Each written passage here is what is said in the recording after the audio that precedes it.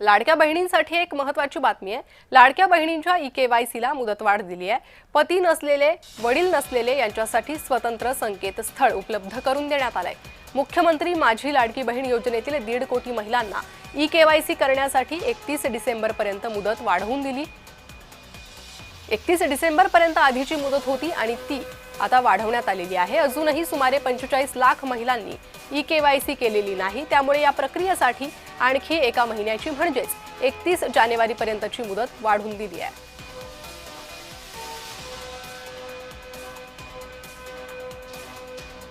पती नसलेले, वडील नसलेले यांच्यासाठी स्वतंत्र संकेतस्थळ उपलब्ध करून देण्यात आलेले आहे।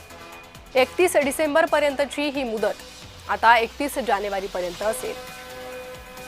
अनेक लाडक्या बहिणी अजूनही ई-केवायसी करण्यापासून वंचित आहेत आणि त्यामुळे त्यांना मुदत ही वाढवून देण्यात आलेली आहे। लाडक्या बहिणींच्या ई-केवायसीला मुदत वाढवून दिली आहे।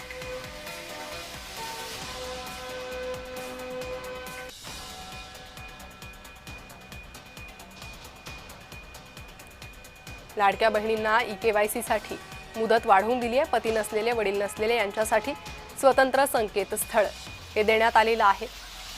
अनेक लाडक्या बहिणींनी अजूनही ई-केवायसी प्रक्रिया पूर्ण केलेली नाही आणि त्यामुळे तारीख वाढवून देण्यात आलेली आहे। आता 31 जानेवारी पर्यंत लाडक्या बहिणींना ई-केवायसी करण्यासाठी मुदत मिळणार आहे।